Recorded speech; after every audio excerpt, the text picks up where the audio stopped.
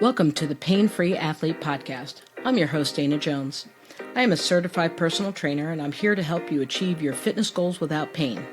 In each episode, I'll share tips and strategies that will help you stay safe and pain-free while you're working out. I'll also interview experts in the field of fitness and pain management. So if you're ready to learn how to stay active and pain-free, then subscribe to the Pain-Free Athlete Podcast today. Hi, everyone, and welcome to the Pain-Free Athlete Podcast. I'm your host, Dana Jones, and today I am joined by David Amerland. David is a best-selling author, speaker, and researcher dedicated to sustainable health, fitness, and cognitive longevity.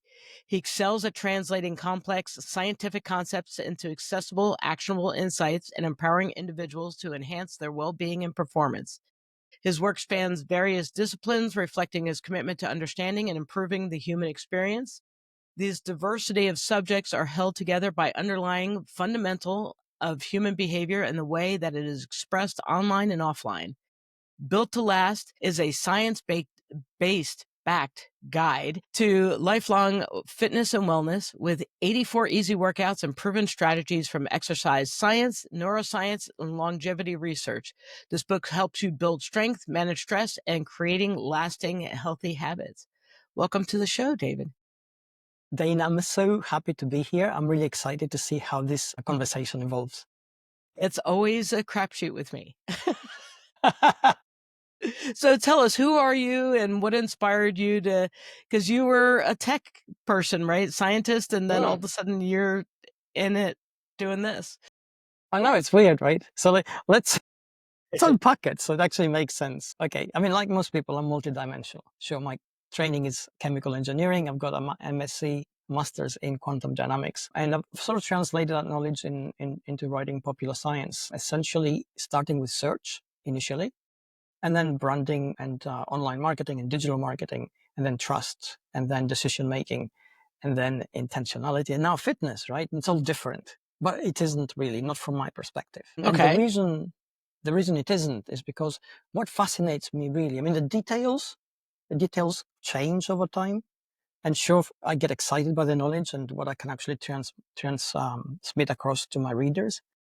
But what really excites me, it's us. Why do we behave in certain ways in certain contexts? Why don't we do the things we should be doing in almost every context? Why do we do things we shouldn't be doing? And every time I go looking for answers to that behavior, and I'm trying to do two things. First of all, help us better understand our operating system, us, what runs us. And secondly, looking for ways where we can conveniently, without too much effort, improve what we do. And fitness has been fascinating for some time. I mean, we all agree 100%. We need to be fitter, we need to be healthier, we need to exercise, we need to watch our diet, we need to get good quality sleep. And we don't do it. And we have figures for this, and the statistics are horrible. We know that by 2050, 25 years from now, half the world's adult population is going to be overweight or obese. I mean, it's a real crisis. So that's why I went to delving in there. And I mean, the sort of the instigator, the seed for that is a little bit unusual. Perhaps we'll talk about it a little bit later. But yeah, that's why I did it.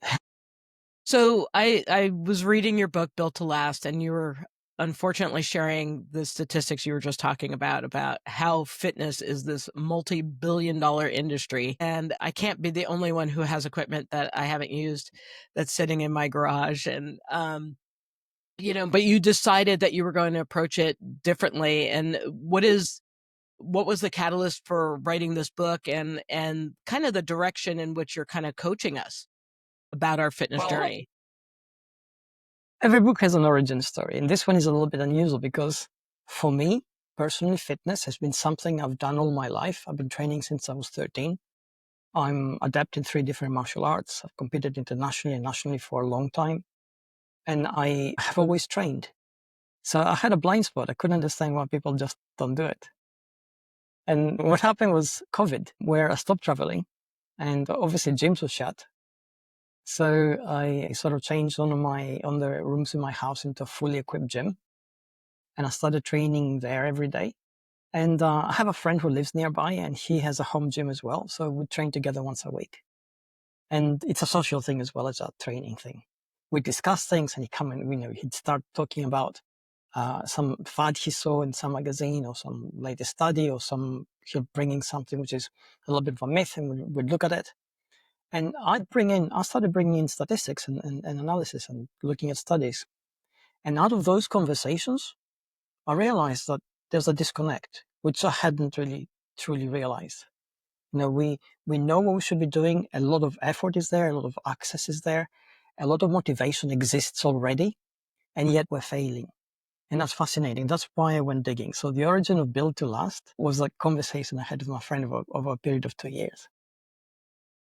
I mean, it makes sense because as a fitness trainer for, I don't even know how long now, I do see the disconnect. And I know one of the things that I tried to do as a fitness trainer was I didn't want to be dealing with people who needed extreme motivation because it was just too hard. And I think there was also, kind of a little bit of an asshole in me where I didn't want to really, like, I'm not the person who's going to drag you out of bed and scream in your face and do whatever. Like, I just wanted people to kind of show up and be partially motivated. And then for me to kind of clap you on and like, you could do this, and then push you to whatever your next level was. But it's not that. I think motivation is fleeting for most people. So It's funny you should say that. I mean, yes and no. I mean, I kind of agree with you. And first of all, I totally get what you're saying, that you don't want to be people's, let's call it, conscience when it comes to fitness. yes. And what happens usually, and I see it happen time and again, people go to a professional and then they totally abdicate responsibility for their own fitness on that professional. So now not only do you have to technically guide them, but you have to be their mom and dad and psychotherapist. And Yes. it's really draining. It can be done for sure, but it's draining. And if you have X number of clients, at the end of the day, they have no space for you. So I totally get that. And it's a respectable kind of decision to make. It's hard, but it's true. Now, when it comes to motivation, that's the other thing, right? Everybody has it. We are hugely motivated when it comes to fitness. I mean, all we have to do is look at the figures every January. Gyms are packed. People make a resolution. First 2 weeks, they're going to get a membership. They show up. They actually do something. And then what happens? We get to mid-February, and about 35 to 40% of those people have dropped out. And then we get to mid-March, and another 35 to 40% have dropped out. And by the end of April, about 15 to 20% are actually there of the ones that That's when I go back to the gym. Well, this is it. After they all Yes, leave. that's right. So you get the equipment. I totally get that. But if we see that kind of motivation in place, and like you said, you've read in my book, every year we spend about $1 trillion globally on fitness. So we're highly motivated to put our money where our mouth is. We do show up. We don't stay. And from my perspective, usually what happens, we usually talk about willpower and we talk about discipline, and they're kind of judging these words. But what is really going on is that willpower and discipline, at least in this context, have nothing to do with mental aspects of us. Motivation it's got a neuroscientific basis. It's created of neurochemicals, which accumulate and lead us from a place where we don't feel good about something to a place where we feel better about what we're going to do. So that's our motivation. That totally activates us. But in this context, willpower is a process. Discipline is a structure. And I will explain this. If you don't have a process for getting to the gym every day because life is messy, it's energetically draining, it's stressful, it's a little bit chaotic at times. And if you haven't got a process you can access or activate when you get home to get to the gym, then it's not going to happen. So if your process is, oh, I'm going to pack my things, do this, do that, get in the car, fight the weather, fight traffic, this is not a process. This is a battle. And if you fight it on a good day, you will fight it and win. And on a bad day, it will defeat you and you'll stay defeated. So the process is, how do we make this easier? How do we find a gym at a different time, a nearer gym? How do we create a home gym and create a routine about this? How do we go to a community gym if it's nearby? How do we create anything that will allow us to actually exercise? And then the discipline part of this is a structure around this process, which enables us to do it day after day. So if, for example, let's say you decide to join a community gym, which is really near your house, it has good quality trainers, it has good program will help you, and you have a social structure around that, which allows you to do it and feel good about it every day. Well, there's your willpower, there's your discipline. And a lot of people don't approach it like this. And that's where they go wrong. So they're motivated, but they think, okay, when they make the decision to get fit, it's January, we're fresh from the holidays, we're full of energy, we're full of dreams and plans, and we forget that life is really chaotic and we needed the holiday to actually recharge our batteries because life is so depleting. So we make it hard for ourselves and then we fail. And then we think it's too hard, it's too difficult, it's my fault. We beat ourselves up. So we go into this sort of tailspin where things get bleaker and bleaker and bleaker. We feel weaker and weaker and weaker. And that willpower, that discipline, which we don't have now, we feel judged, we feel incapable, and we should be looking at it in a different way. You're a martial artist, right? That's your Yes. background. And Yes. there's a process, Yes. right? You just don't walk in and decide that you're going to kick and punch people or whatever, right? There is a almost like a script or a practice or even a ritual Mhm. about being a martial artist. How does that translate into how you created the book? Or, because we're talking essentially about patterning and mental resilience, right? Is that Absolutely. being able Yes. to problem solve for whatever you need your fitness to look like. So Okay. how does the martial, because some people look at martial arts as very strict and Yes, it may not isn't. like Yeah, that category or that, it isn't. pocket. Yeah. Martial arts is a constant challenge. It asks you to do, and I will get to the book from this. It Okay. asks you to do almost impossible things, but it makes them possible by breaking them down into very specific sequences, which you learn. And then as you get more adept at doing them, you build and build and build, and suddenly you do the thing which seemed impossible. So that allows us to see that every problem is soluble, provided we start with a solution in mind where we want to get to, and then work backwards all the different steps. If we sort of blindly lunge forward, hoping that we're going to get somewhere, we might, but the chances for that, to be honest, are slim. Okay, we're going to make mistakes, we're going to get hurt, we're going to get injured, we're going to have slipbacks, all those things which hold us back. So we need to have that process, that structure. And martial arts creates that, especially if it's traditional martial arts, where they Mhm. have you doing, I don't know, one technique for 1,000 times, then you go to the next one, and you sort of put the two together. And as you do that, you change physically. But what happens?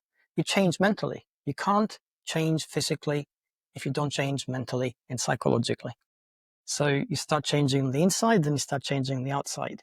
Then your horizon of possibilities broadens. That's what I wanted to get into the book. I want to say that fitness is personal. It is what you're going to make it. What you're going to make it has to have meaning for you. Every martial artist who goes into a martial arts club has their own vision, has their own capabilities, has their own weaknesses, has their own motivation for being there. They're all different. And it's a very individual sport. And yet at the same time, you do it in a room full of people. And the fact that you're together actually raises everybody because you see other people doing things, you pick things up. You don't want to let other people down. If you are a black belt and people look up to you, for instance, they raise you through their expectations. So it's a magical thing. It has this collective energy to it. But ultimately, whether you succeed or fail comes down to you. You've got to put in the work. Nobody's going to do it for you. That's the essence I wanted to put in Build to Last, to make people feel empowered, to make them feel capable, to make them feel there's a process they can apply at any stage of their lives, which allows them to achieve what they want within the context of what's important to them. And that's how I translate it. That well, it makes sense too because I think we are a very instantaneous society, right? If I have a pain, I want you to prescribe a pill to take the pain away. If I am, whatever, struggling with workouts, I want, you, the trainer, to slap me on the forehead and I find Jesus. And then all of a sudden I'm working out, 7 days a week and I look like a supermodel. But bite-sized pieces is human. And I think that's important is that, and I talked about this in another show where, um, I'm struggling with motivation right now. And part of it is because I'm a teacher and we just finished up the year and everything's very exhausting. And I was having a hard time with this concept of I need to work out just 30 minutes a day. And it seems so overwhelming to me. And then I'm an Apple user, so I have, Apple Fitness Plus. And I said, okay, well, I could create a plan with 3 10-minute workouts because I could do 10 minutes. 30 minutes seems like a mountain, but I think I could do 10 minutes. And so I do 3 workouts a day that are 10 minutes long, but I just worked out for 30 minutes. And a lot of times I end up doing them all together, but for my brain and for, the overwhelm that I was in, 10 minutes of kickboxing or 10 minutes of weightlifting seemed like, okay, I could do that. But, and that's kind of for the Built to Last is associated with Derby. And Yes. for a lot of my clients, they know Derby because they have a lot of challenges. They have a lot of little workouts and it's on a nice little PDF sheet. And I think that they had an app for a while. I don't know if they still have the app, but they put everything in little bite-sized pieces. And I used to use this to create fitness challenges in the beginning when I was coaching. And how did your association with them like lock in together? Because they've been around for a long time, so it's kind of cool. They have. They've been around since 2012. And I initially came on board to do search engine optimization for them on a voluntary basis. And obviously, I was really excited by the concept. It's a crowdsourced fitness resource. It has tremendous knowledge and skill in it. And I sort of got more and more into it. I put in a lot of the martial arts stuff I knew in there. Initially as a consultant for them, and then I put together training plans. And I've even done a few videos for them. So now it's sort of taken over a lot of the part of my life. The concept for Derby is fascinating. The guiding principle is a fitness is a right. It's not a privilege. It's not something that should be behind a paywall. It shouldn't be decided by the postcode lottery, which area you live in, what access you have nearby. It shouldn't be decided by your socioeconomic conditions. It's a right for everybody. And I could argue that the tougher life is for you, the more you need to be healthy in your body and mind in order to cope with the challenges you face. Derby has no tiered approach. Everything's open to everybody. Everything's accessible to everybody. The plans themselves are solid. They go through a rigorous field testing sequence. It takes about 3 to 6 weeks for a plan to come out, and there's a constant pipeline of them now. Programs take anywhere between 3 and 6 months. Some of them take a year if it's an interactive one. But they're designed to do exactly what he said, make people feel that they can do things. So they're empowering. They make them things that actually build them up step by step. They're accessible.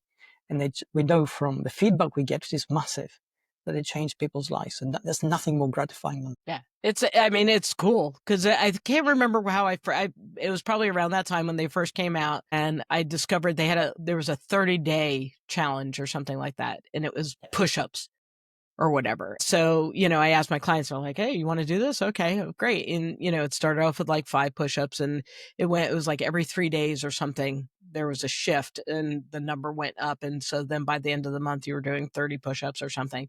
And it was fantastic. And even when and it's kind of funny because I used to use a couple of little martial arts ones. So I was using your work before I even knew who you were because they were cool. And it's if you get the ability to check it out, we'll have links and stuff, but the concept of having like 5 to 7 exercises that you can do for the short program, because I don't think I've ever done the longer programs, but I've done just a little because they have PDFs and, you print out 5 or 6 PDFs, you slap them on your wall. And then you're like, today's Monday, I'm going to do this little workout. And you do 3 sets of it or whatever, 3 cycles of it. And then you're done and you could do it the next day or you could mix and match or, it's pretty neat. It's a very cool concept, especially if you're someone who doesn't really understand fitness. And if you do understand fitness, then it's nice because it gives you a lot more choices if you start getting bored or stale with your workouts. Yes, and when it comes to boredom, we were the first to actually, on a massive basis, to popularize role-playing games in fitness. There are programs which are interactive, so the choices you make in the program affect what happens ahead, in the future. And there's a kind of moral element to them. So, and they're varying in sort of scale. But some of them, and particularly this one which took us a year, almost a year and a half to develop. That in all the time we're testing elements of it. And it has full fluidity. You can make moral decisions which are ambiguous, and they will determine the outcome. and the That's outcome, different. yeah, absolutely. And it's a fully realized world. I mean, you can spend forever there doing quests and training and running miles on the spot, and you'll never get any, you'll never sort of finish because little quests come up all the time. But if you run the program from beginning to end, it's called the Age of Pandora. It's a post-apocalyptic world which you have to reclaim, and you are sort of reawakened hero, and you make all those choices while you're trying to understand how the world actually works. And you're faced with choices which are gray. It can go either way, I depending love on that. how That's you super see it. cool. Yeah. Yeah. So you have to make decisions, and sometimes you have to help somebody or kill somebody, but there's no right or wrong in that context. It could work either way, and you can have justification for both actions. But both actions are going to have consequences, and the consequences become apparent further down the game. So it lasts about a month, 30 days, and then you get to the end. And the end may be catastrophic or not, depending on the value judgment of your actions throughout the game. So yeah, it's, Wow. it's amazing. Yeah. That's pretty neat. I never heard of a fitness concept kind of tied into that. That's pretty interesting. I didn't know they had that. Yeah, yeah, Well, it's good. it's amazing. So we spent a lot of time putting it together, and it's sort of it divided us a little bit in house because of that moral ambiguity. It is fascinating to actually be part of the process. Pretty neat. All right. So let's go back to the book. So tell us Okay, about how do I implement, when I start reading your book, how do I get in there and start working the system? okay. I mean, obviously, we everybody wants to know what should I be doing to get fitter. And usually, when people ask that, my first kind of response is, "How should I know?" Because I don't know what's inside you. I don't know really who you are. I'm not an expert on you. I'm an expert on me. I do the things which work for me. So if we were to be prescriptive in any kind of context, it's always a 50-50 affair. Maybe it'll work, maybe it won't. Maybe it'll work partially, or maybe it'll just crush and burn because it's too much for the person we're actually using this on. Build to Last is a toolkit. Basically explains all this, but it tries to help you understand for you who you are. And I know it's unusual for a fitness book, but if the old saying that if you don't know where you're going, roads will take you there. It's the same with fitness. If you don't know why you want to get fit, then you don't really know what you should be doing. I mean, if you want to compete, for instance, your training and your motivation and everything you'll do is going to be entirely different to if you say, what I want to do is be around for the next 30, 40 years to play with my grandkids and see them grow up. Totally different sets of exercises. Both sets of people would want to get fit. But Yes. that fitness journey is different for a person who wants to compete and different for a person who wants to just be around for that time and be healthy and feel good. Fitness has a sort of intense personal element we usually overlook for many, many different reasons. And Build to Last tries to bring it out. And once you understand who you are, then we examine the why, which is why would you want to get fit? Why is it that? And if you understand that and put the two together, then suddenly you have a list of priorities. And that list of priorities defines for you what you want to do in order to achieve the goal that you wanted. And that's your motivation. And then everything else inside the book gives you the process, which is willpower, and the structure, which is discipline. It gives you what to do, and then it makes it easy for you to do it. That's good. I mean, I know for me, and this obviously has changed as I've been coaching because, like you said, when we have the younger people, it's about competing, right? It's about whatever that may be, whether it's a fitness contest, whether it's a race, a 5K, Ironman, whatever it may be. And then I notice as I've aged, I'm attracting older clients now. And a lot of it is like, I want to be able to get up off the floor. I want to make sure that I'm not losing muscle mass. And I know that's something that I've been watching and engaging with my body. And so I've started lifting a lot heavier now for Good. whatever I'm doing because I know that that is a real thing for women my age is that we're just not holding on the muscle mass the way we used to. So I need to make sure that I'm lifting heavy so that I can be strong to get my butt up off the floor when I'm playing with the dog or playing, well, I don't have grandchildren yet, thank God, but you know, to be able to do that. And of course, I eventually would like to get back into doing things for fun, not necessarily for competition, because there is that mind shift. Sometimes, you know, you can't, I'm a, you know, 55-year-old body, and I don't want to, you know, be racing every weekend and stuff like that, because Yep. responsibilities have shifted. Yep. It's important what you just said. I mean, there's been a study recently released that showed that essentially after 49, as we hit 50, the circuits in our brain which control our motivation when it comes to physical exercise change. We are hugely disinclined to do anything difficult. So For then, sure. so then what we need to do, because we still need to do stuff, Yes. and we know that, you know, the body is an adaptive machine and it adapts the signals it receives from its environment. So if you and I, for instance, lived in a village by the sea where life was difficult and we had mountains behind us, we had to climb half the day, we have to swim half the other day, and that's our life, right? It's not training, it's not exercise. We'd be incredibly fit Yes. because the body receives all those signals and adapts to that environment. And suddenly there you are, you have a fit person. But you know, they haven't done anything fitness related. That's their life.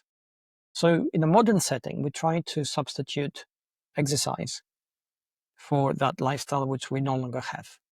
And we have to do it in a smart way. And I think the biggest obstacle for people is thinking that it has to be all in or nothing. Yes. Before earlier, you said, you know, you broke down your exercise regime into 3 sets of 10 minutes. I love that because that's being smart. You basically send a consistent signal to your body saying you need to change. It's not a massive commitment of time. So your body doesn't resist it too much because it's only 10 minutes. Because it's only 10 minutes, you are more inclined to do it thinking, you know, I'll get through those 10 minutes, and then it's only another 10 minutes sometime later, another 10 minutes sometime later. And then you've done 30 minutes of quite intense exercise. That signal builds up. So then your body sends a signal to the brain. The brain says, okay, I need to prioritize my resources. So yes, we can start building muscle. We can start building tendon strength. We can look at our cardiovascular system. So we have all the sort of network of veins that need to supply those muscles we're building. And also the brain itself builds up the dendritic network necessary to control the body in 3D space. So all those things happen, which are a huge commitment of energy in an aging body that doesn't want to commit that energy. But if you send that persistent, consistent signal all the time, it doesn't have to be hours and hours of exercise a day, then the body will slowly adapt and you'll find yourself becoming fitter. So, you know, I love that. It's brilliant. And it's a very smart way of doing it. Yeah. Well, I have a client. I mean, you know, if you have the capability, you could get a dog. And I have a client who goes out and she started just whatever around the block with the dog. And now she's up to probably about 5 miles with the dog. And Perfect. we were talking about the benefits of walking backwards. And so there's a big hill by her house. And so she walks up the hill backwards and her neighbors wave as they see her. But, you know, she's in her 60s and she'll It's kick my amazing. butt. Yeah, that's And amazing. Yeah. it's just, but that's her daily routine, and the dog is ready for it, and that's their jam, and that's what they do. I remember reading a book about by Sebastian Junger, and I can't remember the name of the book right now, but it was he's a journalist. He's done a lot of smart things. He was embedded with a unit in Afghanistan, and he basically followed through their pattern, and he wrote a book about it.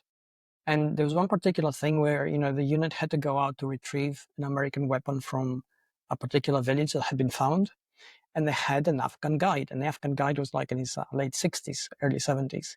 And these are all 25 strapping Marines, you know, they're following. And he's going up these hills and coming to these hills, and they're dying behind him, right? And he's climbing like, you know, like he's walking on a flat surface. And so that's the difference between a lifestyle, because he's had a lifetime of living in that environment. To him, it was nothing. And these are really super fit soldiers, and they're absolutely dying behind him, and they don't want to appear weak, so they're really pushing themselves hard, which is fascinating. Yeah. Well, and I don't know, it's, because I remember watching, about the Sherpas, Mm. Great. and when they take all of us climbing, whenever everybody goes to climb, you know, whatever the mountains are. And again, they're older people that are used to doing this, and so they have no problem. They don't need oxygen. they just go ahead and wander up the hill and like it because they do it every day and it's just a part of who they are and they're extremely fit. But on the other aspect of it, the part you're talking about, like I noticed because I was in the military and the fitness training has changed now and it's geared more toward heavy lifting. And there's a little concern for me in that because I think there's a dependency, of course, on vehicles because warfare has changed. But I'm noticing, bodies are changing and they don't look like the way that they did. And so when you have those situations where you have to walk 5 miles, 10 miles or whatever, I don't know if our soldiers are going to be able to do that anymore if if their testing has to be very different. And I just feel like endurance is a huge part of longevity. And that, yes, it's important to be strong, but it's also important to diversify your workouts to make sure that you cover all your bases. Like, I believe endurance is a huge part of what you should have. I believe that core is a huge part because that is the keep you from falling on your face and it's the keep you from injuring yourself if you have a strong core. And then I believe the strength is a huge piece too because of things that you're just normal things that we do around our house. And then there's other things that are outside of the house that you would have to do as well. And there's no one, like you said, you don't funnel people into one thing. And that's why, you see the stuff like on social media where like, here's how a gymnast climbs the rope. Here's how a bodybuilder climbs the rope. And you see like the body shapes. And it's like, if I'm a bodybuilder and I weigh 300 pounds, getting up that rope is not going to be pretty, and they're going to get gassed out. And where you watch a gymnast who is, maybe a third of the weight, who's just like only using his hands, just going up the rope like it's no big deal. And I think we kind of probably need to be more gymnast like as opposed to bodybuilding like Yes. if we want the longevity piece. And that's just my own personal opinion.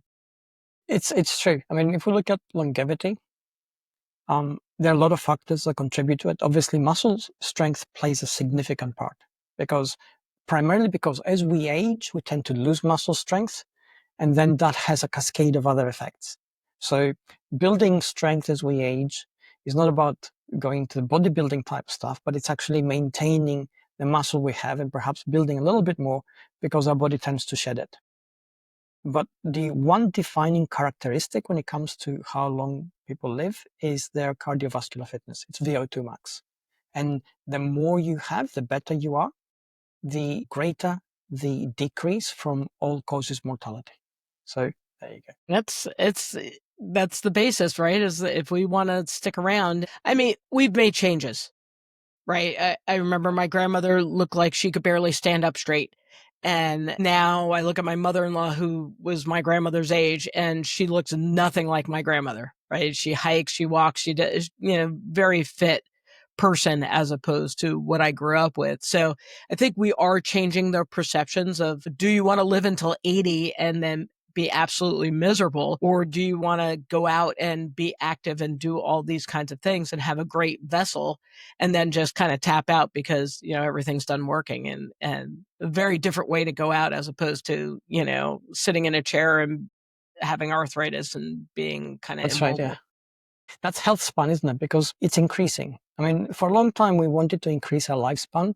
And we sort of, because of the focus on that, we improved our medicine, we improved our diet, we improved our housing, and we lived longer as a result. But there were a lot of other conditions around that, including diet and sedentary lifestyle, that worked against us. So although we lived longer on average than people before us, we didn't enjoy the last part of our life because we had ill health, we had loss of mobility, we were battling all sorts of pains and aches, which shouldn't be there, but they were, and they're impeding our enjoyment of life. And now that perception is changing, as you said. We tend to think that as we age, we want to be mobile. We want to be healthy. We don't want to be ill.